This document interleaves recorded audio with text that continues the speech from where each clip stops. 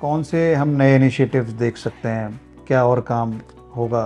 All India institute के जो 3 प्रमुख रिस्पॉन्सिबिलिटीज़ हैं, उसमें एक है टीचिंग ट्रेनिंग, दूसरा है रिसर्च एंड इनोवेशन और तीसरा है पेशेंट केयर।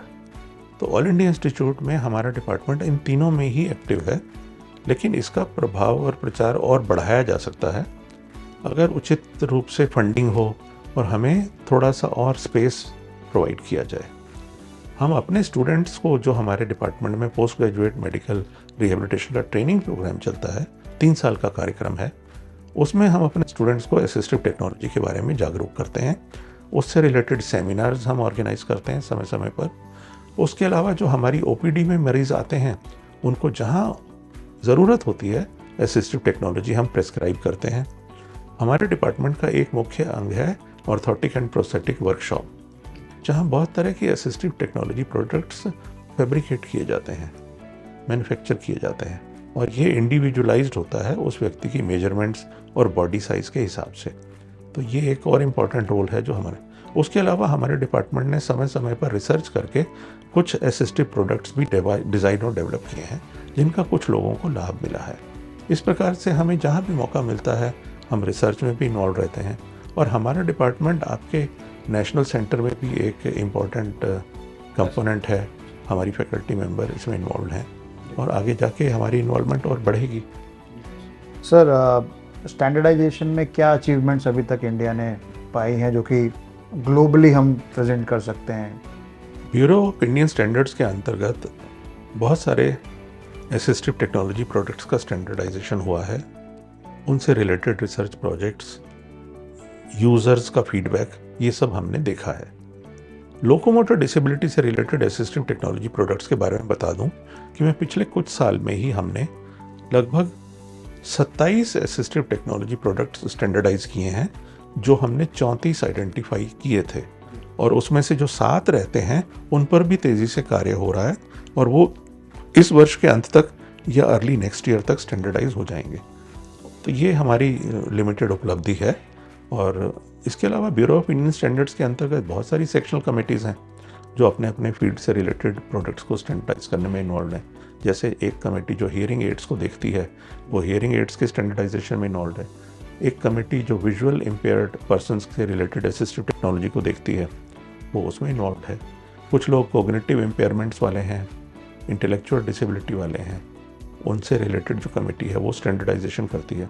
जैसे ब्रेल स्लेट्स एक इम्पॉर्टेंट डिवाइस है फॉर विजुअली इम्पेयर्ड पर्सन, उसका स्टैंडर्डाइजेशन भी national institute for visually challenged जो है देहरादून में, उसके साथ मिलकर ब्यूरो ऑफ इंडियन स्टैंडर्ड्स ने किया है। तो बहुत सारे स्टैंडर्ड्स डेवलप हो रहे हैं अलग अलग डिसेबिलिटी ग्रुप्स में, और लोकोमोटर डिसेबिलिटी ग्रुप क्योंकि सबसे बड़ा ग्रुप है, इसमें असिस्टिव टेक्नोलॉजी प्रोडक्ट्स की संख्या भी बहुत ज़्यादा है, तो इसमें हमने ज़्यादा स्टैंडर्डाइजेशन में सफलता हासिल की है।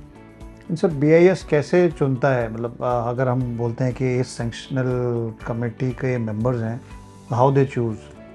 उनका अपना मैकेनिज़्म है, उनका अपना नेटवर्क है। देखिए, ये तो सबको मालूम है कि इस देश में कौन कौन से प्रमुख संस्थान हैं हेल्थ केयर सेक्टर में, और उनकी जब आप लिस्ट बनाते हैं तो उसमें all India institute of medical sciences सबसे ऊपर आता है। इसका मतलब ये नहीं है कि देश में और संस्थान नहीं हैं, और भी बहुत सारे इम्पॉर्टेंट संस्थान हैं, और ब्यूरो ऑफ इंडियन स्टैंडर्ड्स को इसकी जानकारी रहती है। तो वो इन संस्थानों के जो एग्जीक्यूटिव हेड्स हैं, जैसे हमारे केस में डायरेक्टर साहब हैं, ऐसे ही दूसरे इंस्टीट्यूशंस के भी डायरेक्टर्स हैं, और अब भारत में 22 और नए एम्स खुल गए हैं। तो समय समय पर bureau of Indian standards communicate करता है इन संस्थानों से, जिनकी मेडिकल फील्ड में रेपुटेशन अच्छी है, उनका ट्रैक रिकॉर्ड बहुत ही रोबस्ट है, जिनकी रिसर्च कंट्रीब्यूशन बहुत है, और जिनमें इंफ्रास्ट्रक्चर है ब्यूरो ऑफ इंडियन स्टैंडर्ड्स से रिलेटेड एक्टिविटीज़ को टेकअप करने के लिए और ब्यूरो ऑफ इंडियन स्टैंडर्ड्स को सहयोग प्रदान करने के लिए। तो समय समय पर उनको ये रोप इन करने की कोशिश करते हैं। उसके अलावा भारत में बहुत सारे IITs भी हैं और कई इंस्टीट्यूशंस ऑफ टेक्नोलॉजी भी हैं। जैसे हमारी कमेटी में कुछ IITs के मेंबर्स सदस्य हैं। उसके अलावा कलाम इंस्टीट्यूट ऑफ टेक्नोलॉजी है, वहाँ के भी सदस्य हैं। उसके अलावा कुछ और संस्थान भी हैं, जैसे ALIMCO, artificial limbs manufacturing corporation of India. ये सेंट्रल पब्लिक सेक्टर अंडरटेकिंग है जो कंपोनेंट्स बनाता है असिस्टिव प्रोडक्ट्स की, जो ऑर्थोटिक्स और प्रोस्थेटिक्स कैटेगरी के हैं। उनके भी रिप्रेजेंटेटिव हमारी कमेटी में हैं।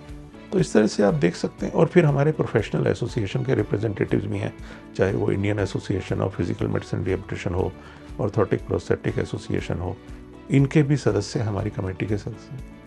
इस प्रकार से बहुत सारे लोगों का रिप्रेजेंटेशन है और समय समय पर उस कमेटी की रिवीजन भी होती रहती है। नए लोगों को भी हम इंडक्ट करते हैं और जो बहुत सीनियर हो गए, रिटायर हो गए, वो अपनी इच्छा से चाहें तो वो कमेटी छोड़ भी सकते हैं। लेकिन हम उनको रिक्वेस्ट करते हैं कि किसी यंग एक्सपर्ट का आप नाम अगर हमारे पास भेजेंगे तो हम उसको कंसीडर करेंगे। तो ब्यूरो ऑफ इंडियन स्टैंडर्ड्स हमेशा जो भी नाम उसके पास आता है उसकी बैकग्राउंड और उसका डिटेल्ड बायोडाटा देखता है और उसकी रुचि भी होनी चाहिए इस चीज़ में। इसमें मेंबरशिप ऑनरेरी है, हमें कोई पैसा नहीं मिलता इस कमेटी में काम करने के लिए, तो ये purely out of commitment to the subject है और ऑनरेरी है और हम खुशी खुशी इसमें योगदान देते हैं। Thank you so much sir.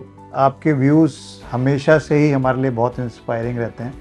आज मैंने भी काफ़ी चीज़ें स्टैंडर्डाइजेशन के बारे में नई जानी और हम कैसे इकोसिस्टम को, एनवायरनमेंट को और इनेबल कर सकते हैं टुवर्ड्स असिस्टिव टेक्नोलॉजी, उसमें हम और कोशिश करते रहेंगे as a national centre for assistive technology.